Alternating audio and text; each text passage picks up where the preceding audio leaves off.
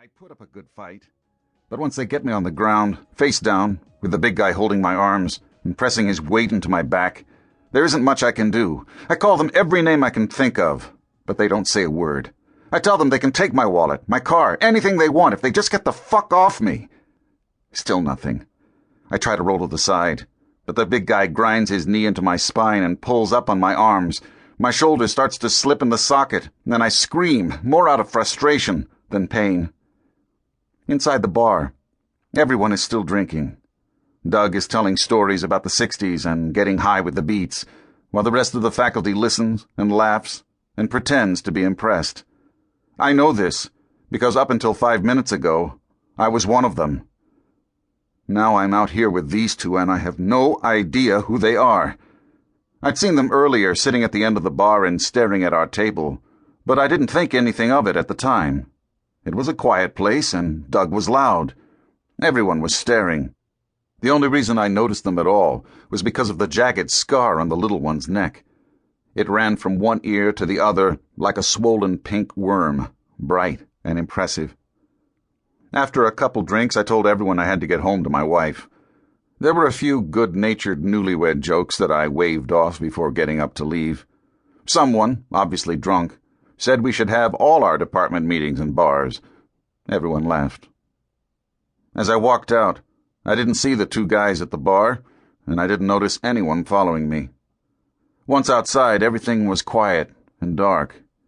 There was a soft breeze passing through the trees lining the parking lot, and the late summer air felt cool against my skin.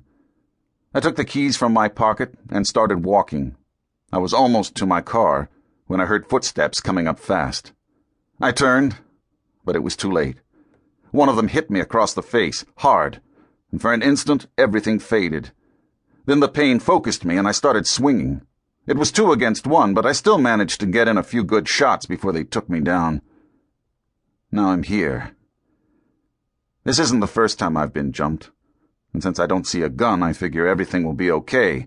A few bruises, wallet gone, nothing I can't walk away from. Then I see the bolt cutters. What the fu— Again I try to struggle free, and again the big guy presses down on my back, hard at this time, and all the air rushes out of my lungs.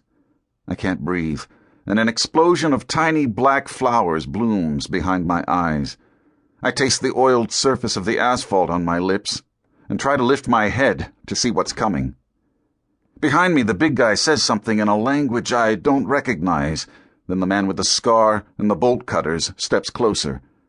I try to say something, anything, but there is no air and no voice. Dark shadows creep in along the edges of my vision, and I know I'm close to passing out. My lungs burn. I barely notice the big guy prying my hand open. I bite the insides of my cheeks so hard I taste blood. It brings me back just a little, but it's enough. I won't let myself pass out. I feel the cold metal blades slide around my finger, and I close my eyes tight. I won't pass out. A second later, the man with the bolt cutters leans forward. There is a quick, hard movement, and I hear something snap, loud and wet. The pain is stunning. It screams up my arm and into my brain, and then it is everywhere, and I forget all about my lungs. Again, the dark shadows rush in from the edges like a flutter of wings, blinding me, turning the world black. This time, I let them come. When I open my eyes, the big guy is standing over me, wiping his hands with a small white towel. I'm on my back, staring up at one of the street lights in the parking lot. Hundreds of tiny bugs circle in the pale yellow glow. It makes me think of winter and snowfall. The 2 men are searching the ground by my feet, ignoring me. A moment later, the one with the bolt cutters bends down and pushes my legs aside. When he stands, he's holding my severed finger by the tip. The streetlight reflects clean and gold off the wedding ring just below the knuckle. I want to stand. I want to tell them not to take my ring, but I can't find the words.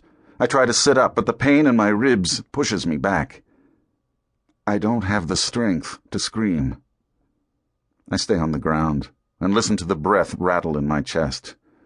I have to cough. I try my best to hold it in. but I can't.